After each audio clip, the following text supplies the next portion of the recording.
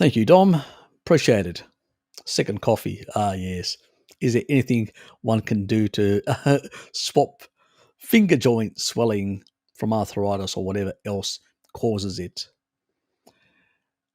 Look, I know that some people have seen improvements um, with with. I know it's going to sound like a broken record with taurine, and but at the same time, when it comes to sort of arthritic joint sort of issues, there can be oxalate issues as well, Dom. So there can be a lot of different factors that can actually play in that. Obviously, fat soluble vitamins are playing an important role. But if we've got, remember the video that I did with oxalates in bone? What can happen is the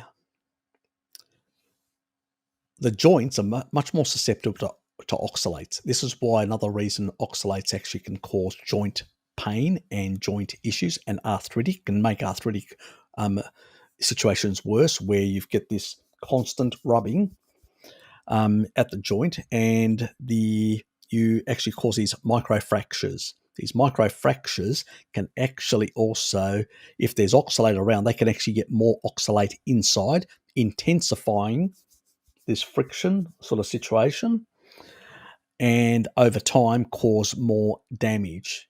The most hardest thing is to get it out of bones in the back. That's I've never come up with. I'll never come up with. I don't think anybody really is going to come up with a solution. There's not enough blood perfusion in that area to sort of sort that sort of issue out. Yeah, it's very much, lectins are very much implicated in arthritic joint issues, but it's not really. It's that's if you've got permeability. But if you don't have permeability, the big one is oxalates, and especially if they've actually combined into the bone issue. So even if you do a strategy to reduce your oxalate levels in your, like citric acid, all these sort of things, it doesn't mean it's going to unlodge those in the bone. It can take up to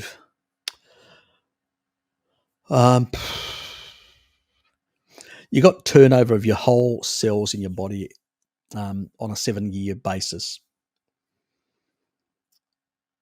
I'm not going to say it's going to take up to 7 years. It may take less. It may take more. But you have to turn over those cells, and you have to sort of, in a sense, release or liberate some of that. So getting into the habit of, putting a bit of lemon juice on your steaks and stuff like that when you consume them, into that habit. It's what I do. Also because I like it, but anyway, I'm getting a bit of citric acid in there, and sort of with the taurine, it's sort of helping. I used to have more joint problems. I don't, but I've been doing it for quite some time, all this sort of stuff, and it took a number of years before I saw any resolution and improvements. So I can't give you a definitive, if you do a species appropriate, you get your taurine, you get your citric acid a bit in there, but the taurine being the most important. In a number of years, a lot of this should start reducing in that regard. A number of people, I know that Hello Kitty, she had some like little things that used to come up on her hands. There's little bulging things that used to grow on her every winter, or I think it is every winter. I can't remember now. And once she got onto the taurine, it's all gone away, never come back, completely eliminated. So it seems to sort some of these things out. Other things that can help are things like niacin can help a bit. The fat-soluble vitamins definitely can, because they're involved in the regulation of the collagen, the MMPs, the matrix metalloproteinases. The sort of the arthritis issue is a difficult one, with oxalate being bound into the bone where the joints are. that's a difficult one. How do you resolve that, or how long does it take? I've known it. I didn't see. I had some of these joint issues, especially in one of my knees, quite a bit. Used to sort of annoy me quite a bit, and now that's gone. So it's resolved, but it did take nearly a decade. So I can only say, if you keep doing it, being on a species appropriate diet with the stuff that you're doing, you will eventually get resolution, but it won't be like a quick fix. I don't know of any quick fix, unfortunately. And we're going to be different. I'm going to be different. You're going to be different. Somebody older is going to be slightly different. In a worse place, it may take them longer. And depending on what they're still putting down their throat is another issue. So there's a lot of variables there to sort of tease out. But yeah, it's a modern day disease, unfortunately. Arthritis. It's not, Also, vitamin D status seems to play an important role in some of these autoimmune features in that regard.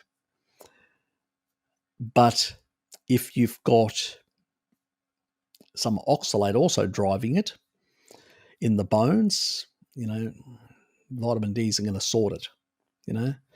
It's going to be sulfur amino acids going to play a bigger role. Unless you've actually scanned it, you've actually seen exactly what is there. Have you done a hand scan to see, whether there's any oxalate crystals in the bones? So you need to do that to find out.